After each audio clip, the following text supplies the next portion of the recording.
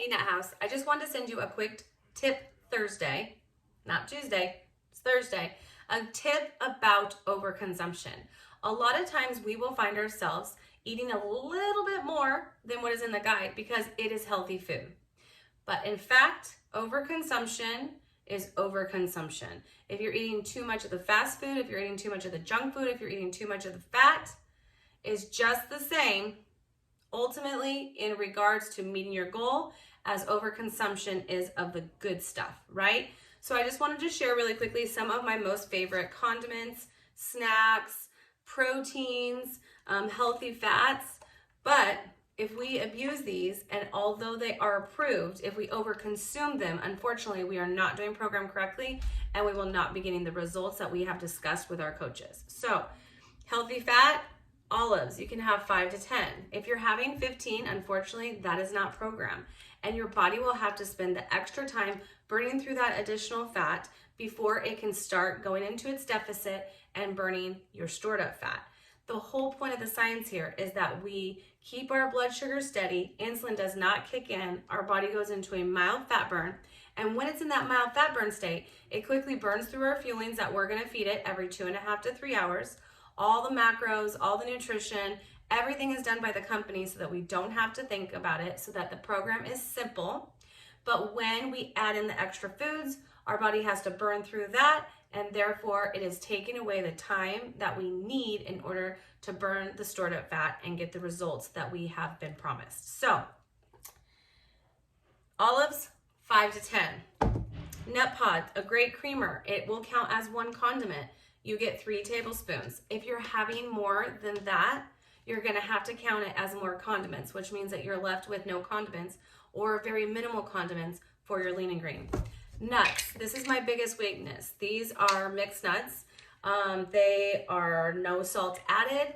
They are whole. They are organic. So you would think, well, this is a really good healthy snack, and it is, but only according to the serving size that is allowed in the snacks or allowed in the healthy fats. I find myself consuming way too many nuts, however much healthy that they are. Overconsumption is overconsumption. Tuna. Okay, tuna is a really good and great, easy on-the-go meal. I don't recommend it more than once a week. It has too much sodium in it. Although it's gonna be the leanest, you're gonna get 7 wonderful ounces of tuna and 2 healthy fats with this. You have to watch how much condiments, how much sodium is going in, and if you're eating this regularly, you're gonna find that you're not gonna get the results that you want because it is an overconsumption of sodium. Popcorn.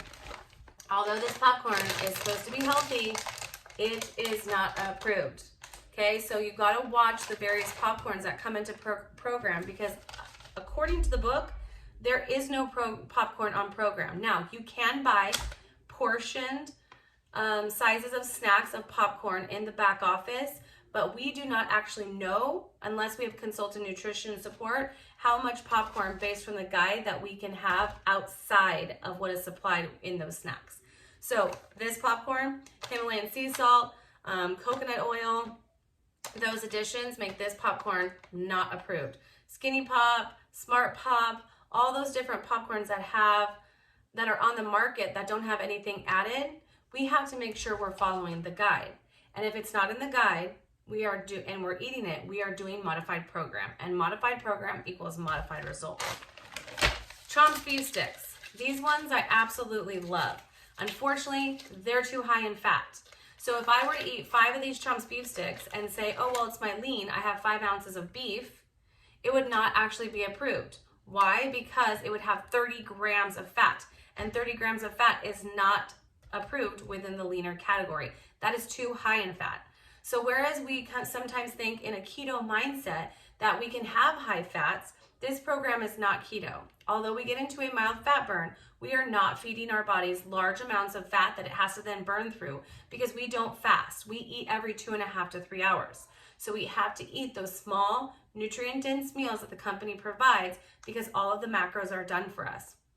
These, unfortunately, are too high in fat because our program is modified protein, low fat, low carb.